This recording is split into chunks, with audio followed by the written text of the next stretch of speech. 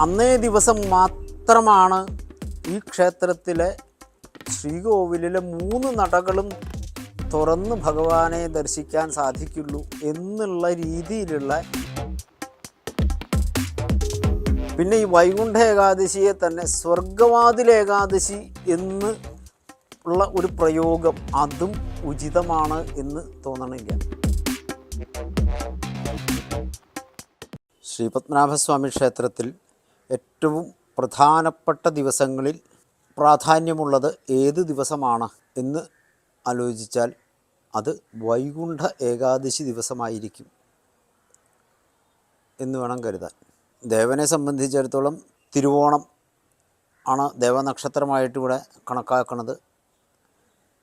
അതിന് പ്രാധാന്യമുണ്ട്.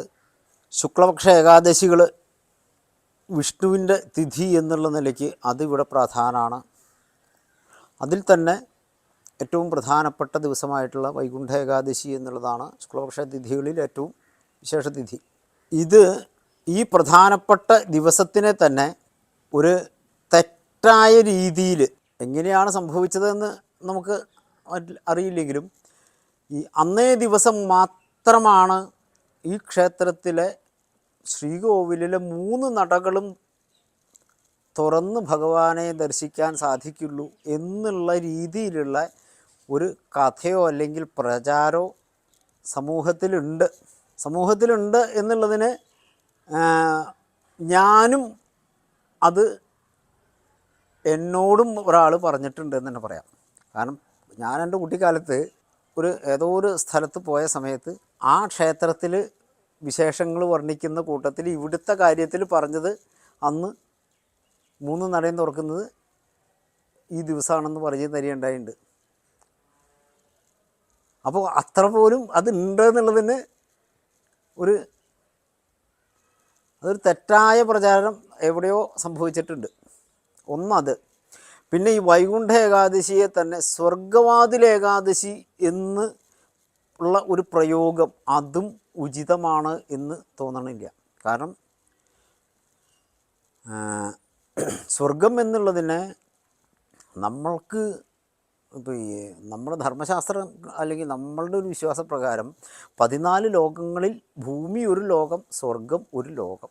ഭൂമിയേക്കാൾ കുറച്ചും കൂടിയും സുഖസൗകര്യങ്ങളോ അല്ലെങ്കിൽ മറ്റൊക്കെയുള്ള മറ്റൊരു ലോകം എന്നുള്ളതിൽ കവിഞ്ഞ് സ്വർഗത്തിന് പ്രാധാന്യമുണ്ട് നമ്മുടെ ഇതിൽ തോന്നണില്ല. വൈകുണ്ഠപ്രാപ്തിക്ക് ആണ് വിഷ്ണുപ്രാപ്തി അല്ലെങ്കിൽ പദപ്രാപ്തിക്കാണ് പ്രാധാന്യം. അത് നൽകുന്ന ദിവസം.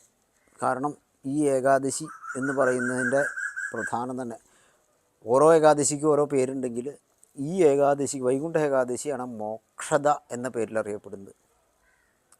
മോക്ഷം നൽകാൻ സാധിക്കുന്നത് മോക്ഷം നൽകുന്നത് എന്തോ അതാണ് മോക്ഷത. അപ്പോൾ ഒരു ജീവൻ ഭൂമിയിൽ ജനിക്കുന്നത്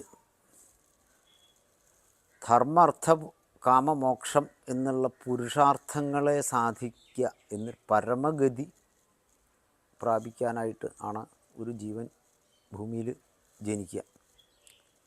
അങ്ങനെ ജനിക്കുന്ന ഒരു ജീവൻ്റെ മോക്ഷസാധകം ആയിട്ടുള്ളതാണ് ഈ ഏകാദശിയുടെ പേര് തന്നെ മോക്ഷസാധകമായിട്ട് എന്നാണ്. അപ്പോൾ മോക്ഷം സാധിക്കാനുള്ള ഏകാദശി ദിവസം അത് ഭഗവാന് ഏറ്റവും പ്രിയപ്പെട്ട മാസം ഏതാണ് അല്ലെങ്കിൽ എന്ന് ചോദിച്ചാൽ അത് ഭഗവത്ഗീത പറയുന്നുണ്ട് മാർഗശീർഷമാണ് എനിക്ക് ഏറ്റവും ഇഷ്ടം.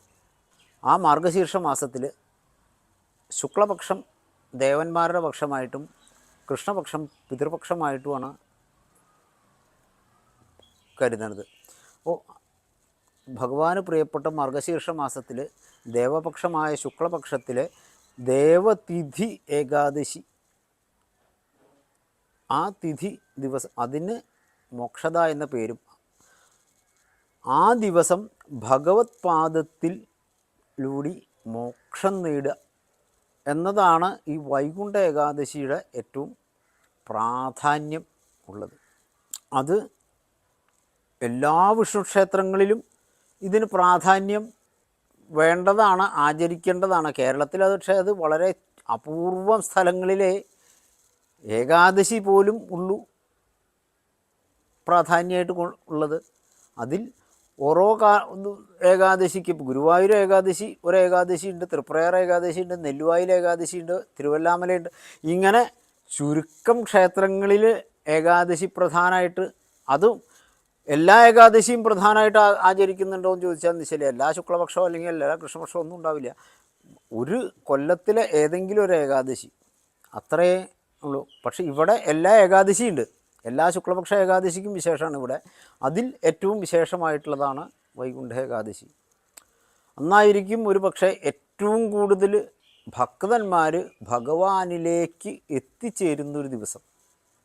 അതുതന്നെയാണ് പ്രധാനം.